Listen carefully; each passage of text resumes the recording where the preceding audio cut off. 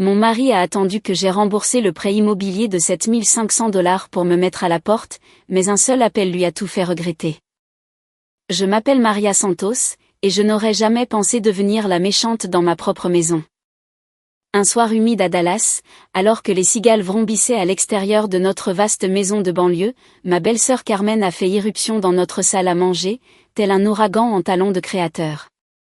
Son sac Gucci se balançait à son côté alors qu'elle se plantait devant moi, les yeux flamboyants de mépris. « Maria, tu dois faire tes valises et partir », a-t-elle déclaré, la voix suintant le dédain. Les gens qui passent leurs journées assis à jouer sur leur ordinateur ne méritent pas de vivre dans un manoir comme celui-ci. Trouve-toi un minuscule studio en centre-ville, là où est ta place. Je suis tombée des nues. C'était ma maison. Celle pour laquelle j'avais tout sacrifié. Celle dans laquelle j'avais mis tout mon cœur, toute mon âme et chaque centime.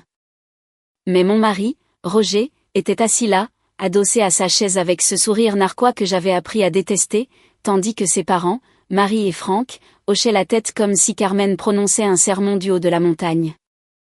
Je suis ingénieur en logiciel, j'ai 34 ans, et je travaille en télétravail pour une entreprise de technologie de pointe qui révolutionne le paysage numérique en plein essor de Dallas.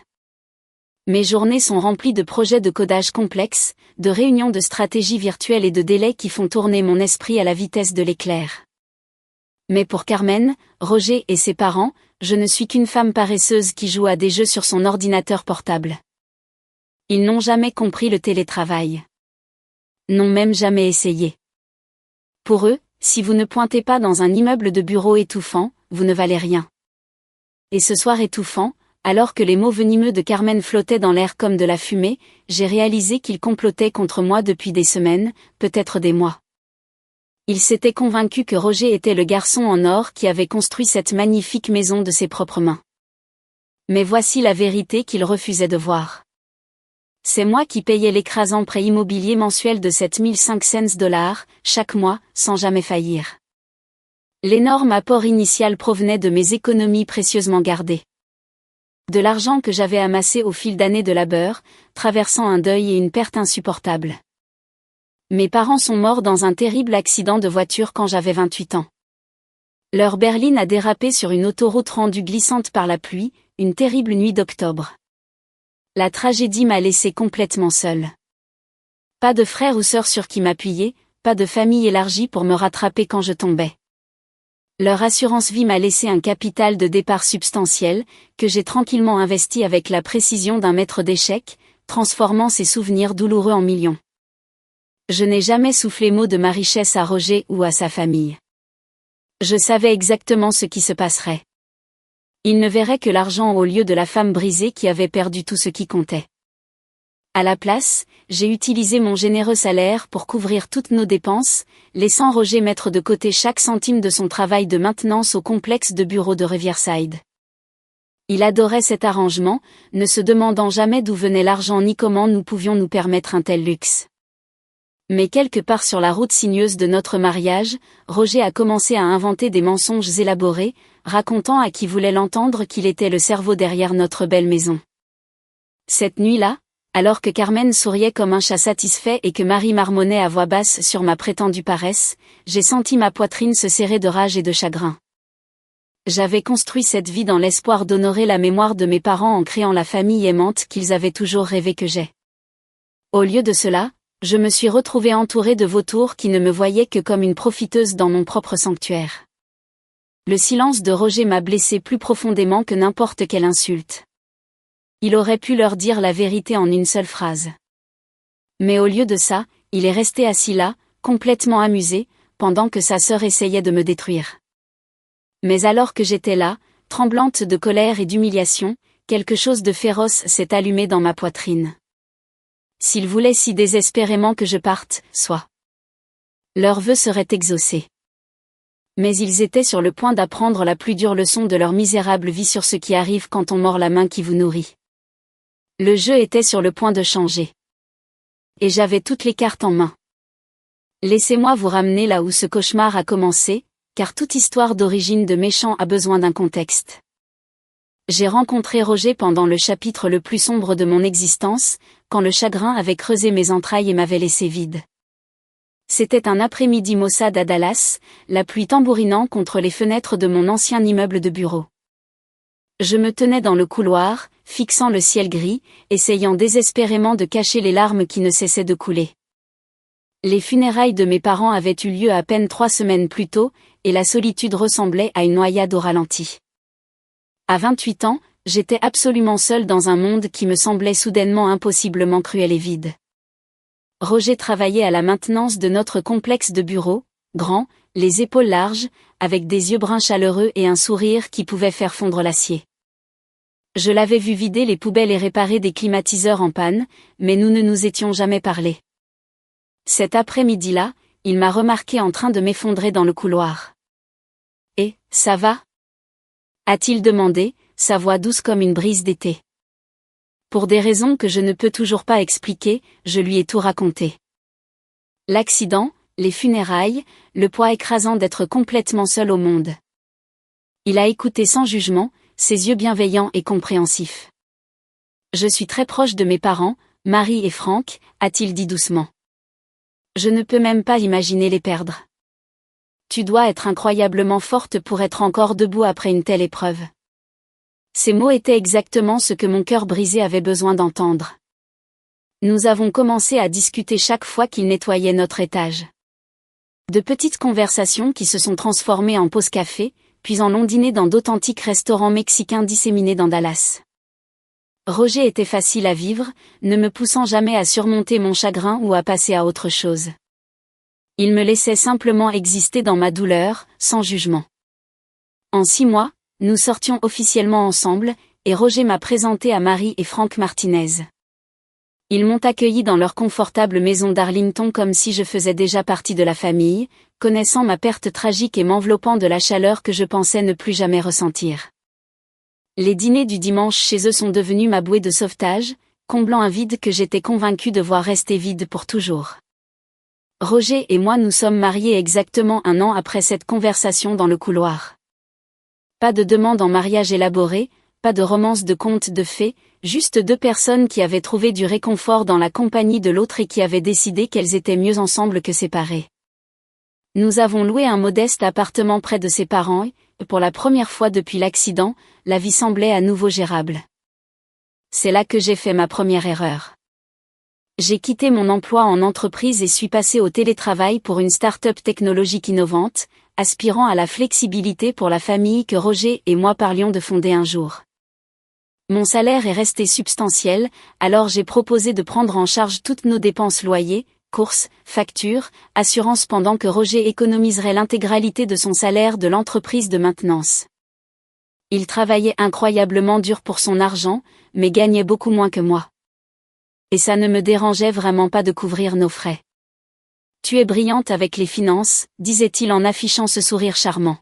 « Je te fais entièrement confiance pour gérer ça. » Je pensais que nous construisions quelque chose de beau ensemble, un véritable partenariat. Mais Roger n'a jamais vraiment compris ni respecté ce que je faisais comme travail. Pour lui, mon travail consistait simplement à taper sur un ordinateur toute la journée. Il rentrait épuisé de son travail physique, me voyait en appel Zoom ou en train d'écrire du code, et plaisantait, ça doit être sympa. Être payé pour cela couler douce à la maison toute la journée. Au début, je riais de ses commentaires, mais ils ont commencé à s'accumuler comme des coupures de papier. Petites, apparemment inoffensives, mais qui finissaient par faire saigner. Les blagues sont devenues plus fréquentes, plus pointues, plus dédaigneuses de mes contributions réelles à notre ménage et à notre avenir. Tout a changé radicalement lorsque la maison de Marie et Franck à Arlington a été détruite dans une inondation dévastatrice. Dieu merci, ils s'en sont sortis indemnes, mais ils ont absolument tout perdu. Des photos de famille s'étalant sur des décennies. De précieux héritages transmis de génération en génération. Des souvenirs transformés en boue et en débris. Pendant des semaines, ils se sont entassés dans notre minuscule appartement, leurs visages lourds de pertes et de déplacements. Je leur préparais des repas élaborés, je nettoyais constamment et j'essayais tout ce que je pouvais imaginer pour leur remonter le moral, me souvenant comment ils m'avaient aidé à survivre à ma propre perte dévastatrice. Mais ils n'arrêtaient pas de s'excuser, insistant sur le fait qu'ils ne voulaient pas nous importuner avec leur présence. Roger et moi avons eu de longues conversations sur leur situation, et j'ai suggéré que nous construisions une maison assez grande pour que nous puissions tous y vivre confortablement. J'économisais secrètement de l'argent depuis des années, séparément de notre compte courant commun, et je pensais que prendre un prêt immobilier était parfaitement logique financièrement pour notre famille qui s'agrandissait. Roger a immédiatement adoré l'idée, et Marie et Franck se sont presque illuminés quand nous leur avons annoncé notre plan. Nous avons trouvé un magnifique terrain dans une banlieue chic de Dallas et avons commencé à concevoir ensemble la maison de nos rêves. Je ne savais pas alors que Roger était déjà en train de réécrire toute notre histoire, racontant à qui voulait l'entendre qu'il était le cerveau financier qui rendait tout cela possible. Les fondations de mensonges étaient en train d'être coulées, et j'étais trop naïve et confiante pour voir les signes avant-coureurs. Les fissures de notre mariage étaient sur le point de devenir des gouffres. Construire notre maison était censé nous rapprocher en tant que famille. Mais au lieu de cela nous a lentement déchirés comme un château de cartes dans un ouragan. J'avais de si grandes visions. Une superbe maison contemporaine de 2 étages avec des baies vitrées et un porche enveloppant, parfaite pour accueillir les grandes réunions de famille dont j'avais toujours rêvé. J'ai versé la totalité de l'acompte en utilisant mon compte d'épargne précieusement gardé et j'ai obtenu un prêt immobilier à mon seul nom, convaincu que mon salaire dans la tech pourrait facilement gérer les paiements mensuels de $7,500. Marie et Franck avaient des demandes spécifiques pour leur corps vieillissant, une luxueuse douche à l'italienne avec des barres de sécurité, des portes plus larges pour d'éventuelles aides à la mobilité, et une chambre au rez-de-chaussée. Roger a insisté pour que nous ayons un système de home cinéma dernier cri, déclarant « Si on veut faire les choses bien, faisons-les vraiment bien ». Les coûts n'ont cessé de grimper, mais j'ai accepté chaque amélioration, croyant bêtement que nous passerions le reste de nos vies ensemble dans cette maison parfaite. Ce à quoi je ne m'attendais pas, ce qui m'a complètement prise au dépourvu, c'est que Roger s'attribue tout le mérite de ce que je sacrifiais pour rendre possible. Il a commencé à se vanter constamment auprès de Marie et Franck, disant des choses comme « Je vous construis le palais que vous méritez après tout ce que vous avez traversé ». Il rayonnait de fierté, le remerciant à plusieurs reprises pour son incroyable générosité et sa vision. Pendant ce temps, j'étais assise là, invisible, mes contributions massives complètement effacées du récit. J'ai demandé à Roger en privé d'arrêter de s'attribuer le mérite, en disant « Dis-leur simplement que c'est moi qui paie pour la construction. Nous sommes censés être partenaires dans tout ça. » Il m'a repoussé d'un geste dédaigneux. « Ce n'est pas grave, Maria. Laisse-moi profiter de ce moment. Ils ont besoin de voir leur fils comme quelqu'un qui a réussi. » Mais c'était très grave pour moi. Marie et Franck ont commencé à faire des commentaires pointus sur la gratitude que je devrais avoir envers Roger de me laisser vivre dans sa magnifique maison. Je me mordais la langue pour maintenir la paix, ne voulant pas les blesser, mais le ressentiment grandissait comme un cancer dans ma poitrine. Puis j'ai surpris Roger en train de raconter des mensonges éhontés sur sa carrière. Il a dit à ses parents qu'il avait été promu à un poste de cadre dans mon ancienne entreprise de technologie, non pas comme agent de maintenance, mais comme un haut dirigeant assistant à d'importantes réunions stratégiques.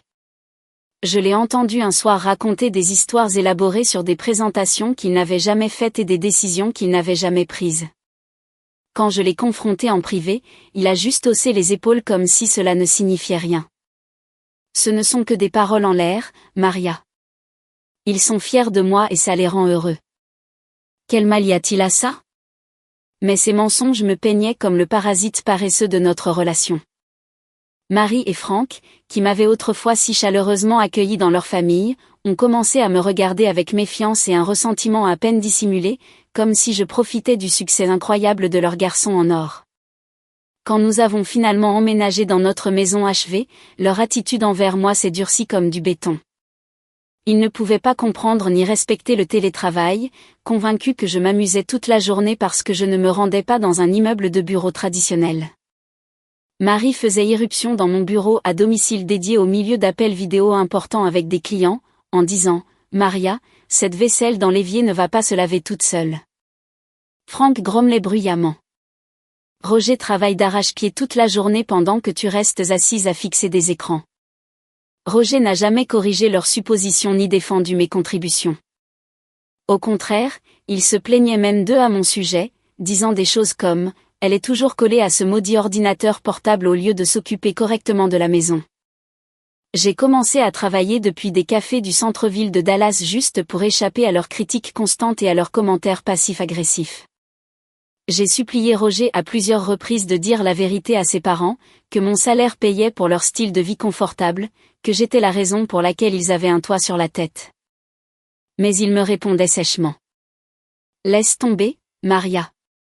Ce sont des gens de la vieille école. Ils ne comprendraient pas de toute façon. Puis Carmen est arrivée comme une sauterelle de la peste, et tout a empiré à l'infini. Elle vivait à Miami, dirigeant soi-disant une entreprise d'événementiel prospère, mais a soudainement débarqué en ville avec des histoires dramatiques sur le fait d'avoir quitté son emploi pour poursuivre ses rêves artistiques et trouver sa véritable vocation. Marie et Franck l'adoraient comme si elle était de la royauté, et Carmen n'a absolument pas perdu de temps pour me cibler avec une précision chirurgicale. Maria ne fait que jouer à des jeux sur ordinateur toute la journée pendant que Roger entretient toute cette maison, annonçait-elle bruyamment chaque fois que j'étais à portée de voix. Elle a même commencé à répandre des mensonges vicieux selon lesquels j'avais été femme de ménage dans l'entreprise de Roger, inversant complètement nos rôles réels pour me faire paraître pathétique et dépendante. Je voulais désespérément crier la vérité sur les toits. Mais ils ne m'auraient jamais cru face à leur précieux Roger. Chaque soir, je préparais des dîners élaborés pour toute la famille, puis je mangeais seule dans ma chambre pendant qu'ils riaient et se liaient à table en bas. La voix de Carmen, toujours la plus forte et la plus cruelle. Je me noyais dans ma propre maison, étouffant sous leurs mensonges et leurs manipulations, et personne ne se souciait assez de moi pour me lancer une bouée de sauvetage. Le point de rupture fonçait vers moi comme un train de marchandises, et j'étais attachée au rail. J'ai atteint mon point de rupture absolu lors d'une de ces nuits d'été étouffantes du Texas, où la climatisation peinait à lutter contre la chaleur brutale. Carmen vivait dans notre maison depuis une semaine entière, transformant mon sanctuaire paisible en zone de guerre avec sa présence constante et son attitude toxique. Elle avait complètement investi la spacieuse chambre d'amis que j'avais conçue pour les amis de passage, étalant ses affaires partout comme si elle marquait son territoire. Mais apparemment, ce n'était pas suffisant pour satisfaire son sentiment croissant de droit. Pendant ce qui allait devenir notre dernier dîner de famille, Carmen s'est penchée sur la table en acajou que j'avais achetée, ses yeux brillants d'une intention malveillante. « Maria, j'ai réfléchi », annonça-t-elle avec une fausse douceur suintant de chaque mot. « Je vais rester ici en permanence. Cette maison est bien trop luxueuse pour quelqu'un qui n'a même pas un vrai travail. Tu devrais déménager et te trouver un minuscule studio quelque part en centre-ville. » Marie a immédiatement commencé à applaudir comme si elle venait d'entendre l'idée la plus brillante de l'histoire de l'humanité. Oh, c'est absolument parfait. Maria est à la maison toute la journée à ne rien faire de productif de toute façon. Elle pourrait aussi bien vivre quelque part qui correspond à sa contribution à ce ménage. Franck a hoché vigoureusement sa tête grise, ajoutant « Ça a tout son sens pour moi. Pourquoi Roger devrait-il entretenir une femme qui ne veut même pas trouver un vrai travail ? Mais c'est la réaction de Roger qui a complètement brisé mon cœur en 1 million de morceaux. Au lieu de me défendre, au lieu de leur dire la vérité, il a simplement gloussé comme si la suggestion cruelle de Carmen était la chose la plus amusante qu'il ait entendue de la semaine. C'est à ce moment-là que quelque chose en moi a finalement craqué. Je me suis levée si vite que ma chaise a raclé bruyamment contre le parquet que j'avais personnellement choisi et payé. « C'est ma maison », ai-je dit, ma voix tremblante de rage et de blessures réprimées pendant des années. J'ai payé la compte avec mes économies.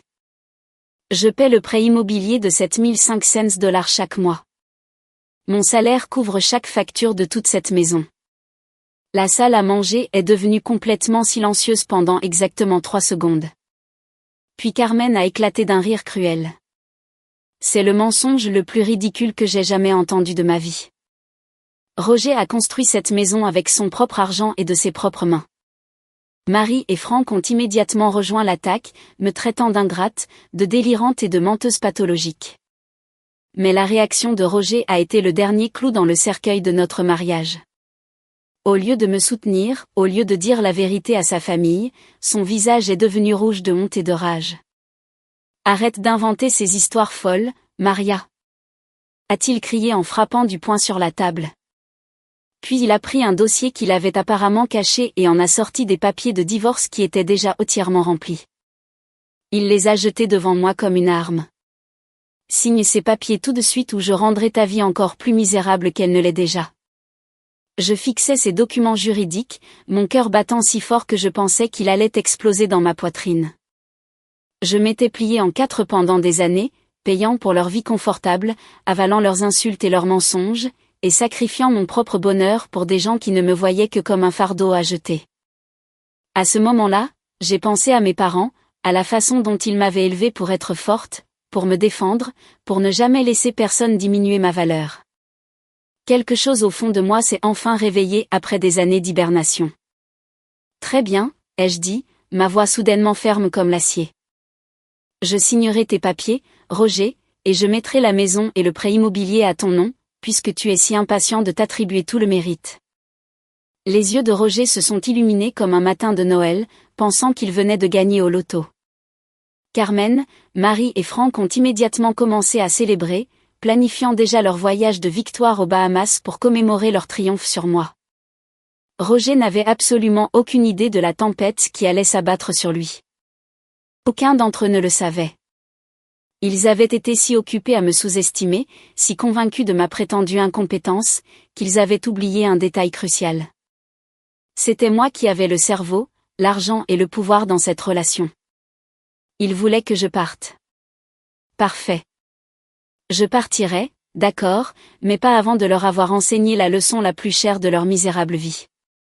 Déménage pendant que nous serons aux Bahamas pour fêter ça, a dit Roger, me lançant le regard le plus suffisant que j'ai jamais vu sur son visage.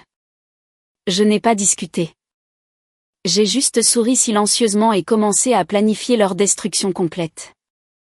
Le vrai jeu était sur le point de commencer, et il n'avait aucune idée qu'il jouait contre un grand maître qui avait gardé ses meilleurs coups en réserve pendant des années. Ils pensaient se débarrasser d'un problème, mais ils coupaient en réalité leur propre bouée de sauvetage financière. Leur célébration allait être très courte. J'ai passé la semaine suivante à exécuter le plan le plus satisfaisant de toute ma vie avec une précision militaire. J'ai rencontré mon avocat spécialisé en divorce pour accélérer la procédure judiciaire et j'ai assisté à plusieurs réunions avec des responsables de la banque pour transférer la responsabilité écrasante du prêt immobilier au seul nom de Roger. Roger détestait absolument ces réunions financières ennuyeuses, se plaignant constamment de toute la paperasse inutile et du jargon juridique.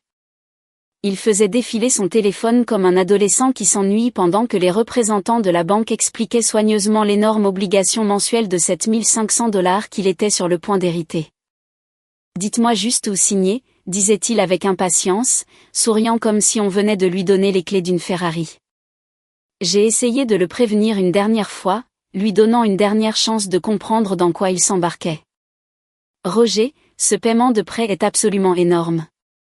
Es-tu complètement certain de pouvoir gérer ce genre de responsabilité financière ? Il m'a ri au nez, son arrogance atteignant de nouveaux sommets. Je maîtrise complètement la situation, Maria. Arrête de t'inquiéter pour des choses qui ne te concernent plus. J'ai hoché la tête calmement, cachant mon sourire derrière un masque d'inquiétude. Il n'avait pas écouté un seul mot de ce que la banque avait dit. Il n'avait aucune idée de ce qui l'attendait. Le jour où j'ai signé ces papiers de divorce, j'ai senti un poids énorme se soulever de mes épaules, comme si j'avais retenu ma respiration sous l'eau pendant des années. Roger dansait presque dans la maison, disant à Marie, Franck et Carmen, la maison est officiellement à moi maintenant. On a réussi. Ils ont immédiatement commencé à célébrer, planifiant déjà leur coûteux voyage de victoire aux Bahamas. Assure-toi d'avoir complètement déménagé avant notre retour, a dit Roger, me lançant le regard le plus suffisant que j'ai jamais vu. Nous voulons rentrer à la maison pour un nouveau départ. Je n'ai pas discuté ni fait de scène. J'ai simplement commencé à faire mes cartons, mais pas du tout comme il s'y attendait. Chaque meuble, chaque appareil électroménager, chaque décoration que j'avais achetée avec mon argent durement gagné a été immédiatement vendu. Le magnifique canapé sectionnel en cuir où il s'était moqué de moi d'innombrables fois. Le réfrigérateur en acier inoxydable qui gardait leur nourriture fraîche. L'élégante table de salle à manger où ils avaient comploté ma chute, disparue. Tout. Au moment où ils sont partis pour leurs vacances triomphales aux Bahamas, la maison était complètement vide, à l'exception des murs que je ne pouvais pas emporter. Et j'étais partie depuis longtemps, enfin libre. Mais je n'ai pas simplement disparu dans la nuit. J'ai recommencé ma vie avec un style qui les rendrait malades de jalousie. Le divorce finalisé et cet albatros financier retiré de mes épaules pour toujours, j'ai utilisé mes millions d'investissements secrets pour acheter un superbe appartement terrasse dans l'un des gratte-ciels les plus exclusifs du centre-ville de Dallas. Des baies vitrées offraient des vues à couper le souffle sur la ligne d'horizon de la ville, une cuisine gastronomique avec des appareils de qualité professionnelle m'invitait à explorer ma créativité culinaire, et un balcon enveloppant me permettait de regarder la ville s'animer chaque matin avec mon café. C'était tout ce que cette maison de banlieue étouffante n'avait jamais été, moderne, sophistiquée et entièrement à moi.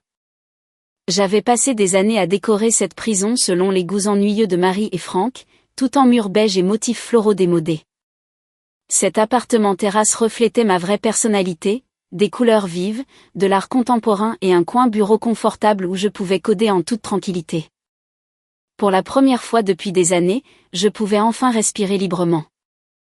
J'avais gardé secret mon énorme portefeuille d'investissement, même à Roger, tout au long de notre mariage. Après la mort tragique de mes parents, leur assurance vie m'avait fourni un capital substantiel, et j'avais passé d'innombrables nuits à rechercher des actions, de l'immobilier et les tendances du marché, construisant ma fortune avec la patience d'un maître d'échecs. C'était mon filet de sécurité, mon rêve de retraite anticipée avec un homme que je pensais aimer. Mais Roger avait montré son vrai visage, et j'étais reconnaissante de n'avoir jamais révélé ma richesse. Si Marie, Franck ou Carmen avaient découvert mes millions, ils se seraient jetés sur moi comme des vautours sur une charogne. Au lieu de cela, j'ai utilisé ma liberté financière pour construire une vie qu'ils ne pourraient jamais toucher ni détruire.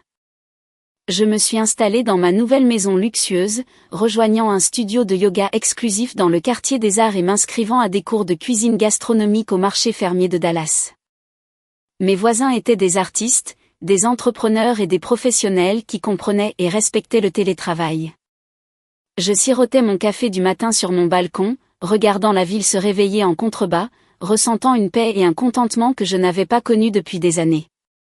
Tout le stress de vivre avec la famille toxique de Roger, leurs insultes constantes, leurs exigences et critiques sans fin, tout cela a fondu comme de la glace au soleil du Texas. J'étais enfin complètement libre, et c'était comme le cadeau le plus précieux que j'ai jamais reçu. Pendant ce temps, Roger et sa famille s'éclataient aux Bahamas, complètement inconscients de l'ouragan financier qui les attendait pour les détruire à leur retour. Je n'ai eu aucune nouvelle d'eux jusqu'au soir où ils sont revenus à la réalité. Mon téléphone a vibré avec insistance alors que je me détendais sur le balcon de mon appartement terrasse avec un verre de vin, regardant la ligne d'horizon de Dallas scintiller comme des diamants sur le ciel de velours nocturne. Le nom de Roger s'est affiché à l'écran, et j'ai failli l'ignorer complètement. Mais la curiosité l'a emporté sur mon bon sens. « Maria !» a-t-il crié dès que j'ai répondu, sa voix craquant de panique et de rage. « Où sont tous les meubles ? Le frigo ? La télévision ? Les lits ? Où sont toutes mes affaires ? » Je me suis adossée à ma confortable chaise de patio, savourant chaque mot. Je les ai tous vendus, Roger. Comme c'est moi qui ai tout payé, c'était légalement à moi de les vendre. Tu es un grand propriétaire maintenant. Achète tes propres meubles. Il a bafouillé comme un moteur en panne, exigeant que je remplace tout immédiatement, mais je l'ai interrompu avec une précision chirurgicale. Tu voulais la maison, Roger. Elle est toute à toi maintenant. Profite de ton palais vide. Puis j'ai raccroché et bloqué son numéro pour le reste de la soirée, pouvant enfin finir mon vin dans un silence paisible. Un mois plus tard, Roger a rappelé, et cette fois sa voix avait complètement changé. Je rentrais de mon cours de yoga, mes muscles agréablement détendus et mon esprit clair comme du cristal, quand son numéro est de nouveau apparu sur mon écran. J'ai répondu, pensant que c'était peut-être pour des papiers de divorce restants. Au lieu de cela, j'ai entendu le plus beau son que j'ai jamais entendu. Roger criant de terreur absolue. « C'est quoi ce bordel, Maria ? 7 500 $ par mois pour la maison ? Ce n'est pas possible.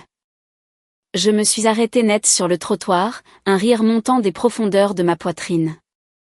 Il avait enfin ouvert son premier relevé de prêt immobilier et découvert la réalité écrasante de la propriété.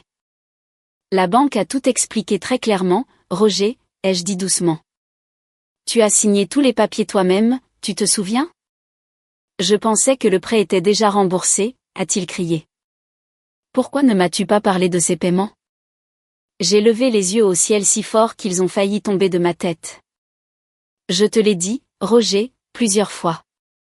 Tu étais trop occupé à jouer sur ton téléphone pour écouter ce que le représentant de la banque disait.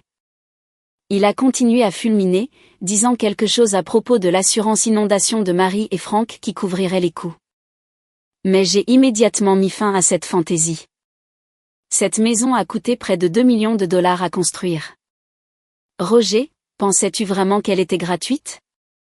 Silence de mort. Puis il a essayé une approche complètement nouvelle. Sa voix est soudainement devenue pathétique et suppliante. Tu ne peux pas m'aider? Juste payer quelques mois le temps que je m'organise. Nous avons été mariés pendant des années, Maria. Ça ne signifie rien pour toi? Je l'imaginais debout dans cette maison vide, Marie et Franck se disputant probablement en arrière-plan, Carmen complotant son prochain coup. L'image m'a rempli d'une chaude satisfaction. Non, Roger, ai-je dit fermement. Tu voulais être le grand homme, le propriétaire qui a réussi. Gère à toi-même comme l'adulte responsable que tu prétends être. Avant qu'il ne puisse commencer à mendier pathétiquement, j'ai décidé de remuer le couteau dans la plaie un peu plus profondément. Au fait, je vis dans un appartement terrasse de luxe maintenant. Il s'avère que ces investissements dont je ne t'ai jamais parlé ont magnifiquement rapporté. Son silence était plus beau que n'importe quelle symphonie jamais écrite. Roger a continué à appeler obsessionnellement au cours des semaines suivantes, chaque message vocal plus désespéré que le précédent. J'en ai ignoré la plupart, mais un message particulier a franchi mes défenses. Maria, s'il te plaît, disait-il, sa voix craquant de peur réelle. La banque envoie des avis de saisie. Je ne sais pas quoi faire. S'il te plaît, aide-moi. Je n'ai pas rappelé. Il avait fait son lit de mensonges et de trahison, et je n'allais pas le border comme un enfant. Au lieu de cela, je me suis concentré sur la construction de ma nouvelle vie magnifique. Je me suis plongé dans mes projets de codage, j'ai perfectionné la recette d'enchilada de ma grand-mère et j'ai commencé à organiser des soirées vins et jeux de société pour mes voisins sophistiqués. Dallas semblait vibrante et vivante, et moi aussi, pour la première fois depuis des années. Mais le monde de Roger s'effondrait plus vite qu'un château de cartes dans une tornade. Par des amis communs qui vivaient dans son ancien quartier, j'ai appris les détails délicieux de leur chute complète. Roger avait ignoré chaque avertissement de la banque, convaincu que quelqu'un d'autre s'occuperait comme par magie des paiements du prêt. Marie et Franck avaient dilapidé toutes leurs économies dans cette ridicule célébration aux Bahamas, s'attendant à ce que Roger couvre toutes leurs dépenses pour toujours. Carmen, qui s'était vantée sans cesse de son succès à Miami, cachait un secret dévastateur. Elle avait été licenciée de son emploi en événementiel pour détournement de fonds, utilisant l'argent volé pour financer son style de vie festif et coûteux. Roger avait épuisé ses modestes économies en essayant de maintenir sa fausse image de cadre, payant des tournées dans des bars chers et comblant Carmen de cadeaux de créateurs pour sauver les apparences. Aucun d'eux n'avait plus un sou, et ils se rejetaient tous la faute les uns sur les autres comme des rats sur un navire en perdition. La maison a été officiellement saisie à peine 3 mois après leur retour du paradis, et leur chute a été absolument spectaculaire. J'ai eu toute l'histoire délicieuse de mon amie Rebecca, qui vivait à seulement 2 rues de l'ancien palais de Roger. La banque avait envoyé avertissement sur avertissement, mais Roger, Marie, Franck et Carmen avaient ignoré chaque avis. Chacun supposant que quelqu'un d'autre résoudrait comme par magie leur énorme problème. Lorsque l'avis de saisie finale est arrivé, exigeant le paiement immédiat du solde total du prêt, ils n'ont fait absolument rien d'autre que paniquer. Un huissier s'est présenté à leur porte un mardi matin, annonçant officiellement que la maison serait vendue aux enchères pour récupérer les pertes de la banque. Roger m'a appelé ce jour-là même, sa voix complètement affolée et brisée. Maria, ils nous prennent la maison. Tu ne peux pas simplement la rembourser? Tu as tout cet argent de l'appartement terrasse maintenant. J'étais dans ma cuisine gastronomique en train de préparer les ingrédients pour mon cours de cuisine quand son appel désespéré est arrivé. Je n'ai même pas interrompu ma découpe. Roger, tu as signé pour ce prêt. C'est ta responsabilité, pas la mienne. Il a supplié sans vergogne, expliquant que Marie et Franck étaient complètement fauchés. Carmen ne trouvait de travail nulle part, et il ne pouvait absolument pas couvrir les paiements avec son salaire d'agent de maintenance.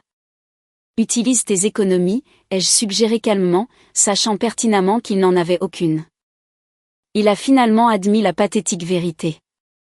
Ils avaient vu tous les avis de la banque, mais les avaient complètement ignorés, convaincus que je finirais par intervenir pour les sortir de leur stupidité. Nous sommes des étrangers maintenant, Roger, ai-je dit d'une voix glaciale. Débrouillez-vous comme les adultes indépendants que vous prétendez être. En arrière-plan, j'entendais Marie et Franck crier sur l'huissier, Carmen sangloter hystériquement, et Roger se joindre à leur chœur de reproches et de déni. J'ai raccroché d'une main ferme, continuant la préparation de mon dîner pendant que leur monde entier s'effondrait autour d'eux. Leur château de mensonges les avait finalement rattrapés à la vitesse de l'éclair. Marie et Franck avaient tout misé sur le prétendu succès de Roger en entreprise, ne sachant jamais qu'il n'était qu'un agent de maintenance, joignant à peine les deux bouts.